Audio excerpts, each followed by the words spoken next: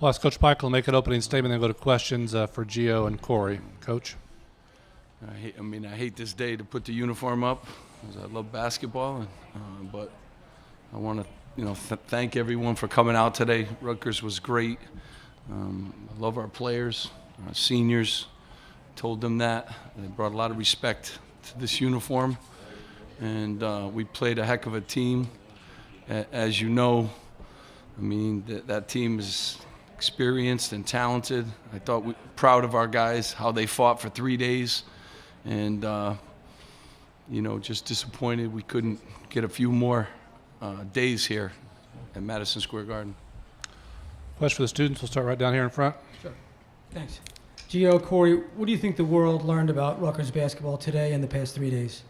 Corey, start with you, please. Just a program that don't give up. That you can't count out. Even though we were put last, that's not how we're gonna finish, and that's not how we want to be remembered. Just a program that's on the rise. Just don't sleep on us. We got a great head coach here, and we got great players. That's ready to learn and compete. So, Gio, you want to add anything? Just that we're a really tough team, and we never give up. Down here in front. Physically, how worn down were you tonight, this being the third game in a row? Gio, start with you, please. I don't really think that we felt really worn down. I think that we had a lot of adrenaline coming in. We were really hyped up for the game, and we just came up short. Cool. What was the most difficult thing about covering Purdue defensively? Corey, I'll let you take that one. They got a lot of shooters. Everybody on the team can shoot the ball with exception to their posts, but some great shooters. It's some hard matchups for us out there. Haas is a monster. Coach compares him to the Empire State Building. So, just tough coverage out there. But I think we did a great job. Had the game we wanted to. A couple more plays, the game could have went another way. Back in the far corner. I know it's hard to put things in perspective after a loss like this, but just with the ups and downs you guys had this season, what did it feel like in the moment, to this type of environment at the Garden with all the Rutgers fans here, and how you guys went toe-to-toe with one of the best teams in the country? Corey, I'll let you take that one, please. Feels great, especially to come out here for our seniors, that the guys that don't get to play again, at this program, had their family come out and, had a great support, for the last couple of games, went on a little run, made some history, so it was pretty good for us, nobody expected us to win, one game, so to win two and push Purdue, to the match, that's a great accomplishment. Back on the aisle here.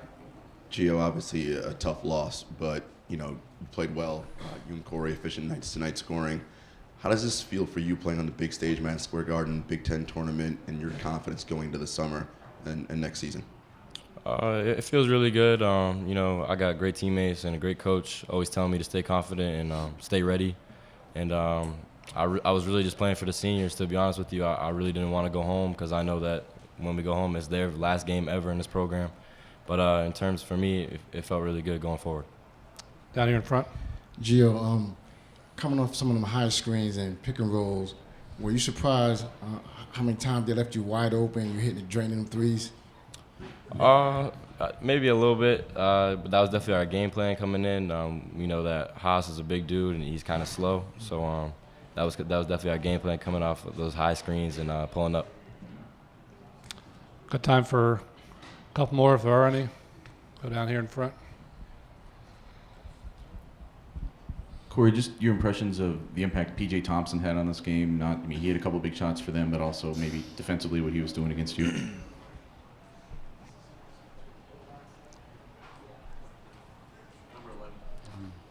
Yeah, I definitely it was 2 big threes he hit that I helped too much. Was definitely were big shots, but defense end. I went for 11 for 20, so I don't think it was a problem with what he was doing for me. So, is there one more for these guys before I let them go? All right, thanks, fellas. Rutgers locker room is open until 11:53. We'll take questions for Coach Pikel. We'll start down here in front. Look at the mic to you.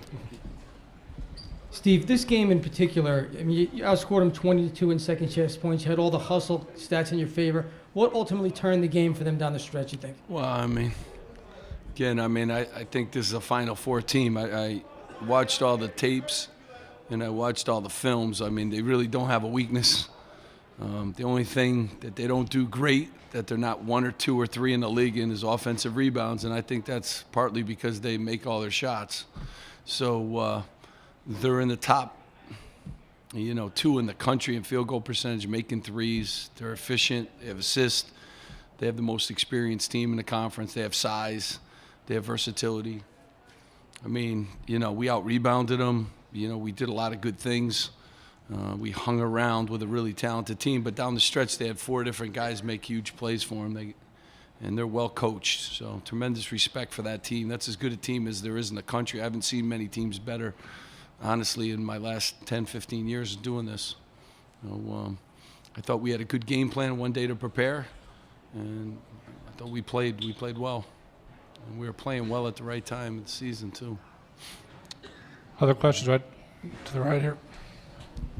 Steve, for how the season finished, not knowing maybe what was going to happen here, what's it like for you to see how the crowd responded here, to how the players responded to it, to basically getting everything I'm sure that the program had hoped to see when they joined the Big Ten? Well, I mean, I love the crowd, and I'm thankful that people came out. It was a tough weather night, too. So, I think you're getting a dose of what we can be at Rutgers. I'm so excited about the future. I really am, and we're going to get better and better. And you saw us on a stage today. Corey, was terrific this whole weekend, and everyone kind of chipped in and did their thing. But they like the big stage, and I like that they like that, and that bodes well for us moving forward in this league. But Rutgers, I said to them, 2 years now we've gained some respect, and people don't want to play us. My phone's not ringing as much, and I think that's a good thing.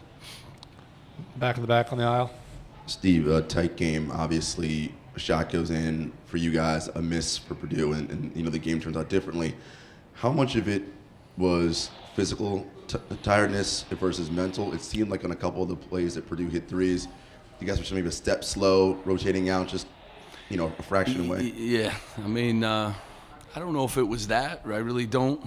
When Haas sets a screen, it's like going around a bus. And so if you're a half a sec, it's late, it's not a normal size screen, So, they're just very efficient, too, in what they do. And if you close out a little bit late, they can really pass the ball. I mean, you guys have seen a lot of basketball. That's a very good basketball team. They space you out. They have inside. They have outside. They have veteran guys. They have versatility. I mean, Vince Edwards is good as driving it. If you play up on him, he goes by you. If you stay off him, he makes threes. And then he could drive it and kick, too. Very few teams in the country can drive 4 guys drive and kick. They have that. So it's a real tough team to defend with one day to prepare, too.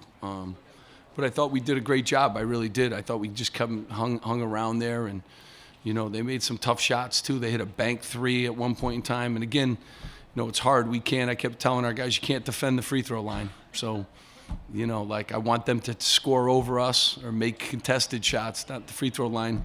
And can't defend that. And they got to the free throw line a lot more than us. We'll take one last one back in the back. Coach, it seems appropriate. Mike Williams in his final game led the team with rebounds, 8 rebounds. He had 5 offensive. Can you just talk about what he's meant to this team and this program the last 2 years and for him to finish it out in his hometown? He was the first guy really that jumped on board, 2 years ago when I took over the program. And he's a dean's list student. He's graduating here. He's been a captain for 2 years, and he's overachieved. He really has. I mean, he's really overachieved. I'm proud of him. I mean, he missed 12 games this year with a high ankle sprain and didn't think I would even have him back. So it just tells you what kind of kid he is, and that's what a Scarlet Knight is. Like, moving forward, he'll be an example for me to the rest of the team for the rest of my career here. There'll be a big picture of Mike in my office, and next year at this time I'll be calling him somewhere, and I'll be wishing he had another year of eligibility. And I will tell you the same thing with Deshaun Freeman. He's really, given blood to the program, and he's improved so much too. He's graduating here, in May, and Candido Sa has been great, and Jake Datica. So I really want to make sure I mention those guys. All 4 of those guys jumped on board. It's not easy when you get a new coach that didn't recruit you, and people are telling you should do something else or leave or whatever, and these guys stuck with us, and they're true Rutgers people, and they love Rutgers, and I'm real proud to have coached them. Coach, thanks very much. Thank you.